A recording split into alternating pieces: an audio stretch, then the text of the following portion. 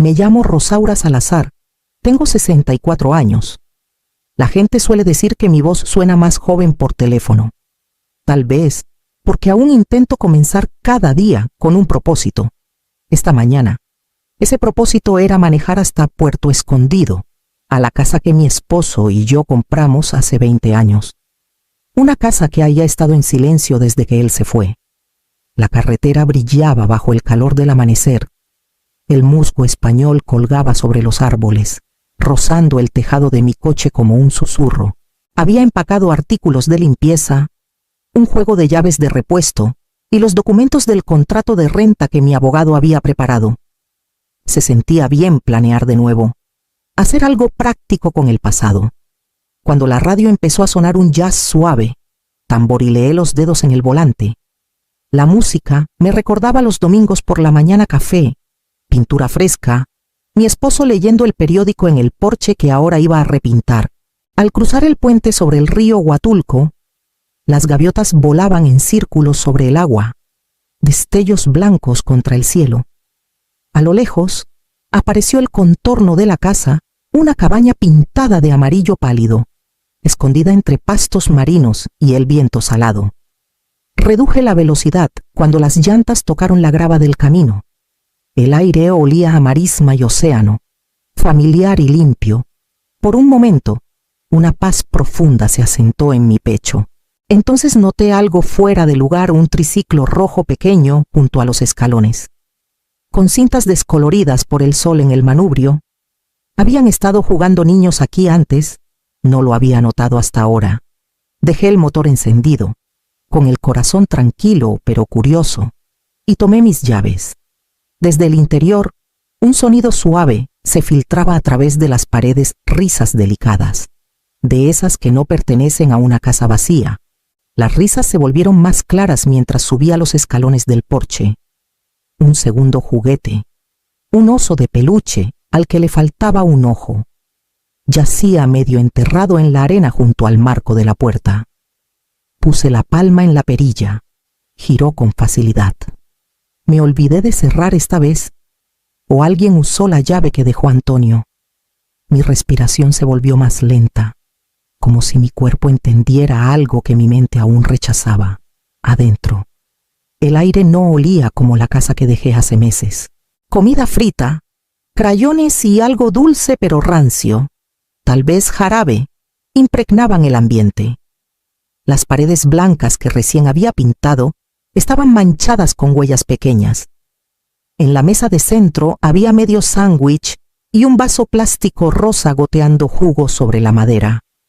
Desde la cocina venía el sonido de platos chocando y agua corriendo. Seguí el ruido, con el corazón latiendo fuerte. Y ahí estaba ella, Marisol, mi nuera. Llevaba mi delantal, removiendo algo en una olla como si esta fuera su casa. Su cabello rubio estaba recogido deprisa, con mechones sueltos, y su celular tocaba música junto a la estufa. Levantó la mirada, sorprendida solo por medio segundo antes de que su rostro se relajara en algo casual. «Llegaste temprano», dijo, como si me hubiera estado esperando. Luego, señalando hacia la sala, añadió, «Ya que estás aquí, puedes cuidar a los niños ahora». Por un momento, no pude hablar. Las palabras se enredaron en mi lengua. Mi delantal, mi casa, mi silencio. Finalmente, mi voz se quebró. «¿Qué haces aquí?» Marisol se encogió de hombros, sin inmutarse. «Gabriel dijo que no había problema. A los niños les encanta estar aquí, y tú no la estabas usando. De todos modos». 3 caritas asomaron desde el pasillo, 2 niños y una pequeña aferrada a un crayón. Me miraron y luego corrieron riendo hacia lo que solía ser el cuarto de huéspedes. Me acerqué, bajando la voz. «Te mudaste a mi casa sin preguntar». Marisol sonrió, pero su sonrisa no llegó a sus ojos. «Ay, Rosaura, no seas tan dramática. Es la familia. Tú, más que nadie. Deberías entender lo que es ayudar a la familia». Algo dentro de mí se quedó muy quieto. El viento del océano afuera hizo temblar la ventana. Un sonido leve pero agudo, como un eco de una advertencia que aún no había puesto en palabras. Miré alrededor los juguetes regados, la encimera llena de grasa, una vida construida aquí sin permiso, y entendí que la paz había sido reemplazada por algo completamente distinto. Marisol se recargó en la encimera, con los brazos cruzados, la cuchara de madera aún en la mano como un arma que no necesitaba.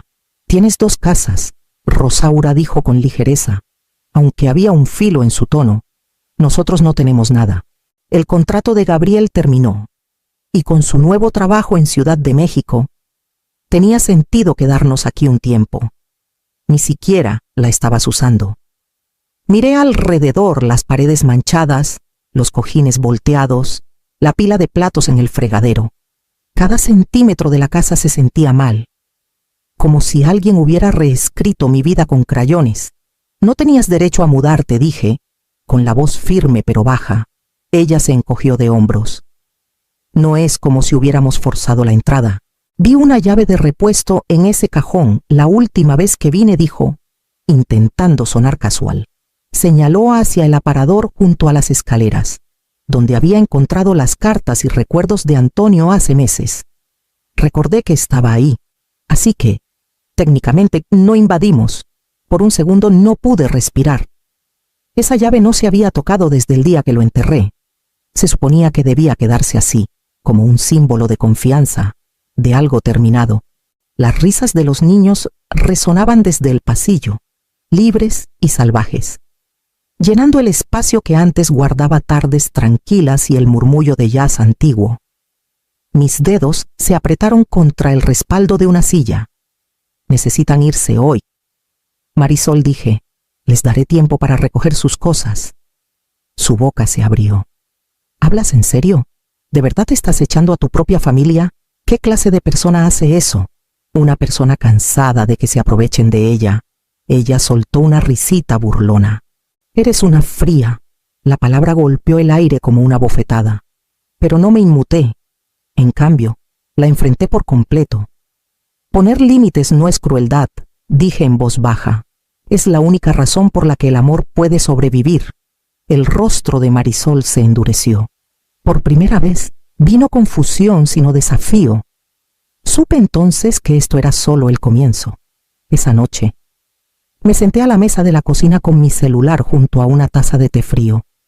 El número brillaba en la pantalla. «Gabriel». «Mi hijo», marqué de nuevo. Sonó 4 veces y pasó al buzón de voz, su voz grabada alegre y distante.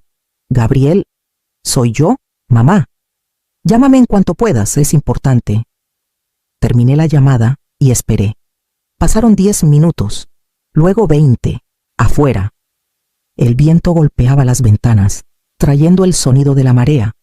En algún lugar de la casa, uno de los niños lloró, y la voz de Marisol se alzó con irritación antes de desvanecerse en silencio. Lo intenté de nuevo por la mañana. El mismo resultado, sin respuesta, sin mensaje. Solo ese tono cortante que se había convertido en su manera de mantener la distancia desde que se mudó a Ciudad de México. Por la tarde, pasé por una pequeña tienda de abarrotes cerca del puente para comprar provisiones. La cajera, una mujer parlanchina que conocía desde hace años, me sonrió amablemente. «No esperaba verte por aquí, Rosaura. Pensé que estarías en Ciudad de México visitando a Gabriel y a su amiga». Me quedé helada. «¿Qué? Bueno, alguien mencionó que ha estado viajando con una colega. Asumí que lo sabías. Es guapa, cabello largo y oscuro. Perdón, pensé que estabas al tanto». Le agradecí, aunque las palabras apenas pasaron por mi garganta. De regreso, el aire de Puerto Escondido se sentía más pesado que de costumbre. Las gaviotas que volaban encima parecían eco de una verdad que no había querido ver. Marisol no se había mudado a mi casa por desesperación. Estaba escondiéndose de él, de la vergüenza, de cualquier colapso que no quería que el mundo viera. La traición se asentó como sal en una herida abierta familiar, punzante, imposible de lavar. A la mañana siguiente, manejé hasta Oaxaca, la ciudad brillando pálida bajo un sol invernal. Las calles estaban tranquilas, el aire cortante con el olor a sal del río y pinos lejanos. estacioné frente a un edificio de ladrillo en la calle Hidalgo, donde las letras doradas aún decían Martínez y Torres, abogados. El señor Martínez había manejado nuestros documentos de herencia cuando Antonio murió. Un hombre paciente, de cabello plateado y manos gentiles. Me saludó con el mismo tono sereno. Señora Salazar, ¿cuánto tiempo? Pase, por favor. Escuchó mientras le conté todo: la mudanza repentina de Marisol, los niños, la llave que había tomado. Lo expuse todo con claridad, como cuando corregía ensayos preciso, sin emociones. Cuando terminé, se recostó y se quitó los lentes. Usted sigue siendo la única dueña de esa propiedad. No hay contrato de renta, no hay consentimiento escrito, no hay arrendamiento. Lo que está pasando se llama ocupación ilegal. Hizo una pausa antes de añadir suavemente: no es cruel, señora Salazar, solo está haciendo valer la realidad. Sus palabras me estabilizaron más de lo que esperaba. Me aconsejó documentar todo: fotos, mensajes, fechas. No necesita discutir, dijo, solo necesita pruebas. Asentí, recordando el dicho favorito de Antonio: la diferencia entre el caos y el orden es el papel. Tras firmar algunos formularios, salí de su oficina con copias de la escritura y una extraña claridad. La ley era fría, pero limpia. Cada formulario firmado era una línea de defensa, más firme que la culpa, más sólida que cualquier súplica. De regreso en casa, encontré a los niños dibujando con gis en la barandilla del porche. Marisol ni siquiera me miró al pasar. Fue directo a mi cuarto. Cerré la puerta y encendí la pequeña impresora junto a mi escritorio. La escritura salió nítida y blanca. La guardé en un sobre. Lo puse en mi bolsa junto al anillo de bodas de Antonio y cerré el broche. Por primera vez en días, respiré sin temblar. La casa ya no era solo un recuerdo o una carga, era la prueba de todo lo que había construido y todo lo que protegería. Cuando regresé a Puerto Escondido esa tarde, el cielo se había tornado del color de la plata deslustrada, la marea estaba baja y las gaviotas volaban perezosas sobre las dunas. Desde el porche ya podía escuchar el zumbido de una caricatura dentro, demasiado alta, demasiado familiar. Al abrir la puerta, Marisol ni siquiera levantó la vista. Estaba sentada con las piernas cruzadas en el sofá, deslizando el dedo por su celular, mientras los niños corrían en círculos a su alrededor. Una pila de ropa sin doblar se desparramaba por el suelo. Aquí estás, dijo, con un tono afilado por la molestia más que por la culpa. Qué bueno, ahora sí puedes ayudar. El almuerzo no está listo. Los niños necesitan ropa limpia y Mía derramó jugo por todos lados. Ya que estás aquí, puedes cuidarlos ahora. Me quedé quieta, con las manos en mi bolsa. Disculpa. Me miró, sonriendo con la impaciencia cansada de alguien acostumbrado a dar órdenes. No es tan complicado, Rosaura. Solo vigílalos 1 o 2 horas. Necesito un descanso. Algo dentro de mí encajó, suavemente, con certeza. La calma que me llenó no era enojo, sino reconocimiento. Había visto este patrón antes: Marisol dando órdenes, asumiendo que cedería ante la palabra familia. Puse mi bolsa en la mesa y la miré a los ojos. Entonces, llamaré a su padre, por primera vez. Se quedó helada. El color se le fue del rostro. ¿Qué ya me oíste? Saqué mi celular y busqué el número de Gabriel. Si no está trabajando, seguro contestará por esto. La respiración de Marisol se cortó. Está trabajando fuera, dijo rápido, su voz traicionando un destello de miedo. Presioné el botón de llamada. Sonó 2 veces antes de que saltara el buzón de voz. Hablé despacio, cada palabra medida. Gabriel, soy tu madre. Tu familia está en mi casa sin mi permiso. Resuélvelo, o la policía lo hará. Cuando terminé la llamada, el silencio que siguió era denso como la niebla. Los niños dejaron de correr. El celular de Marisol se deslizó de sus dedos y cayó en el sofá con un golpe sordo. Me miró, con los ojos muy abiertos, la boca ligeramente abierta, como si las paredes mismas se hubieran vuelto contra ella. No lo haría, susurró. Tomé mi bolsa de nuevo, tranquila y firme. Ya lo hice. Afuera. El viento cambió, trayendo el olor a sal a través de la puerta mosquitera rota. Por primera vez en semanas, la casa volvió a sentirse mía. Los oficiales llegaron poco después del almuerzo. Su patrulla entrando silenciosamente al camino de grava. Yo estaba de pie junto a la ventana, esperando, no con nervios, sino con una extraña resolución. Los niños estaban dormitando. La televisión por fin en silencio. Un golpe firme resonó en la casa. Marisol apareció desde el pasillo. Su rostro pálido, aferrando una canasta de ropa contra el pecho. Cuando vio los uniformes, se quedó inmóvil. «Buenas tardes, señora», dijo uno de los oficiales con cortesía. Era mayor, con canas en las sienes, su placa reflejando un rayo de sol. «Recibimos un reporte sobre ocupación no autorizada». «Soy Rosaura Salazar», dije. «Esta es mi casa». Le entregué el sobre de mi bolsa, la escritura impresa, perfectamente etiquetada. La voz de Marisol se quebró. «No pueden hacer esto, somos familia». El oficial mayor la miró, su expresión paciente pero firme. «La familia no está por encima de la propiedad. Señora, si la dueña le pide que desocupe, debe cumplir». Los hombros de Marisol cayeron. Por un momento, vi cómo el desafío se desvanecía, reemplazado por algo casi humano: miedo. Se giró, recogiendo la ropa de los niños con manos temblorosas. Los niños comenzaron a llorar, confundidos por la tensión.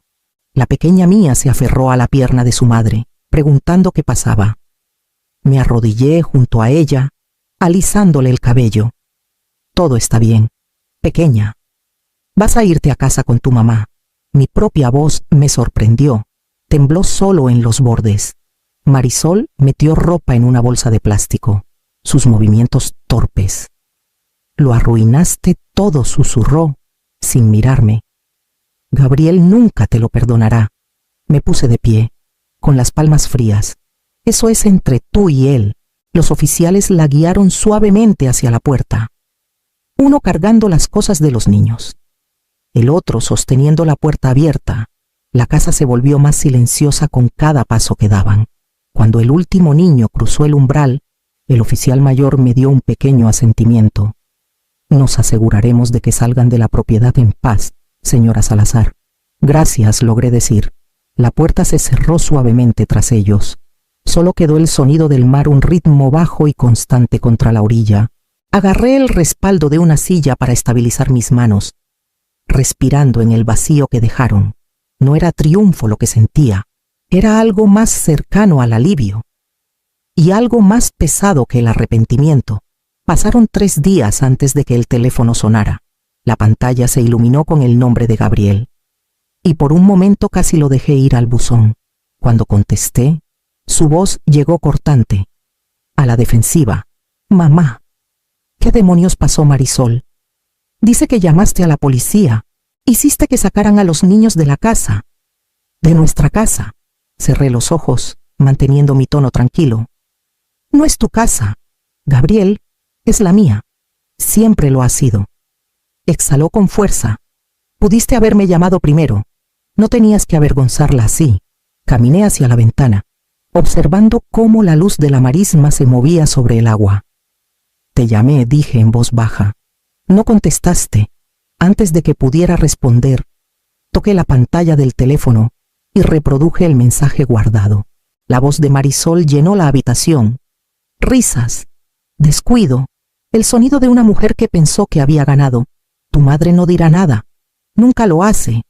Solo le diré que nos quedaremos hasta que Gabriel regrese. Cederá. Siempre lo hace». Cuando la grabación terminó, solo hubo silencio en la línea. Finalmente, Gabriel habló, con la voz más baja. «Mamá». No sabía que había llegado a ese punto. Miré la escritura aún sobre la mesa, con una leve arruga donde mis dedos habían apretado demasiado. «No preguntaste para saberlo». «Gabriel», dije suavemente. Comenzó a decir algo más, pero se detuvo. El silencio se extendió entre nosotros. lleno solo por el zumbido del ventilador de techo y el lejano grito de una gaviota. Luego la línea se cortó. Por un largo rato me quedé junto a la ventana, con el teléfono aún en la mano, preguntándome cómo el silencio podía sonar más pesado que cualquier discusión. A la mañana siguiente, Puerto Escondido se sentía extrañamente quieto. La noticia ya se había esparcido. Las cosas viajan rápido aquí, en el mercado. Algunos vecinos me detuvieron entre los pasillos, sus voces bajas pero amables. «Hiciste lo correcto», Rosaura, dijo la señora Vargas, la viuda que vivía a 2 calles. «Esa casa es tuya. No dejes que nadie te haga sentir mal por protegerla». Sonreí, aunque la sonrisa pesaba en mi rostro. «Gracias», dije, y lo decía en serio. Afuera, las gaviotas gritaban sobre el muelle, el mismo sonido que siempre había amado, pero ahora se sentía diferente, más agudo, más solitario. Regresé a casa con las ventanas abiertas, el viento trayendo el aroma a sal y lluvia lejana. La casa estaba impecable otra vez. Los oficiales habían devuelto la llave de repuesto. Las cerraduras fueron cambiadas. Aún así, quedaban ecos el contorno tenue de una huella infantil en la barandilla del porche. Una coleta rosa bajo el sofá. La dejé ahí un rato antes de tirarla a la basura. Esa noche, preparé té y me senté junto al pequeño escritorio en mi cuarto. La pantalla de mi laptop brillaba pálida en la penumbra, mientras hacía una donación al Fondo de Apoyo Familiar de Oaxaca. La página pedía un mensaje para acompañar el donativo. Escribí: «Para los niños atrapados entre los errores de los adultos». Cuando cerré la laptop, la habitación quedó en silencio, salvo por el ritmo constante del mar afuera, suave, constante, indulgente a su manera. Pasaron semanas y la casa dejó de sentirse como una herida. Contraté a una nueva administradora de propiedades, una joven llamada Leonor, que se movía con confianza silenciosa y anotaba todo en tinta azul impecable.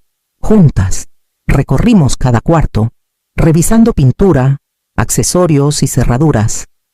La luz del sol cruzaba los pisos, limpia y brillante, como si nada caótico los hubiera tocado nunca. A la semana siguiente, el contrato de renta fue firmado. Los nuevos inquilinos, una pareja retirada de Mérida, querían un lugar tranquilo para ver las mareas. Le entregué las llaves a Leonor, sin tristeza, solo alivio.